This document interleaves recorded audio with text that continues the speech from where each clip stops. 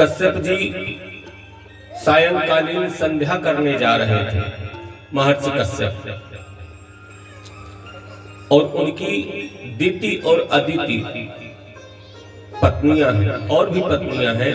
उन्हीं के ही वंश से हम सबका वंश है। और ये भी कहा जाता है, जब हम लोगों में से किसी का गोत्र मालूम नहीं होता तो हम लोग कहते हैं कि कश्यप बोल दो, क्योंकि कश्यप से ही ये सारी हमारी सृष्टि है। जानवर तक की भी उत्पत्ति कश्यप की ही पत्नियों से है, वृक्ष लताओं की भी उत्पत्ति कश्यप की ही पत्नियों से है। यह कथा अलग से विस्तृत है। तो किसी के भी पूर्वज कश्यप ऋषि ही हैं। दिति से दानव उत्पन्न हुए और अदिति से देवता उत्पन्न हुए। दिति को आज जब ऋषिवर कश्यप सायंकाल के समय में संध्या हवन पूजन करने जा रहे थे, उस समय एकाएक काम की जागृति हो गई और ऋषिवर के पास जाकर के कहने लगी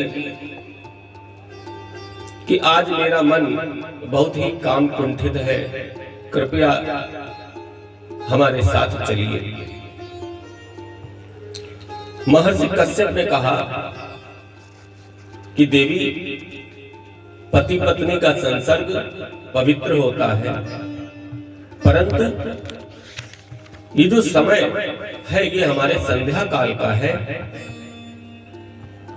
इस समय जो है एतस्यां साध्वी संध्यायां भगवान भूत भावनः परीत भूत परषद्भिः वृषेणाटति भूतराट।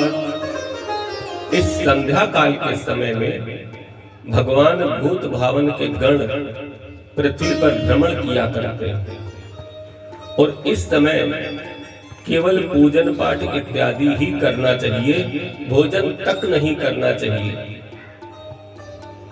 किसी भी प्रकार का संसर्ग तो दूर की बात है, क्योंकि संध्या काल में जो भी कर्म किया जाता है वो रुद्रों के द्वारा बिगाड़ दिया जाता है। अतः थोड़ी देर के लिए रुक जाओ, मैं संध्या से उपरत हो जाऊं, फिर तुम्हारे साथ चलता हूं। लेकिन दिति जो है वो मानी नहीं। समय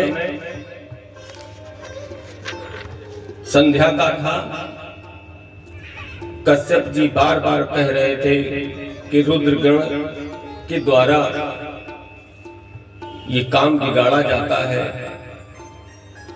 मान जाओ। परंतु जब दिति मानी नहीं तो संसर्ग हो गए। अब इस अनुचित समय में किए हुए संसर्ग से जो दिति के गर्भ ठहरा,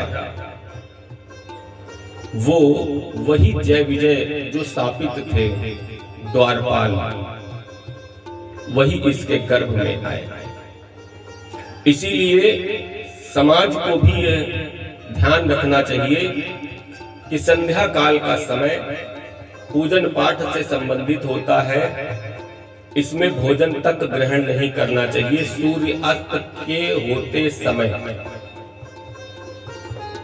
या तो उसके पूर्व में भोजन कर ले, या सूर्य अस्त जब पूरी तरीके से हो जाए तब जो है भोजन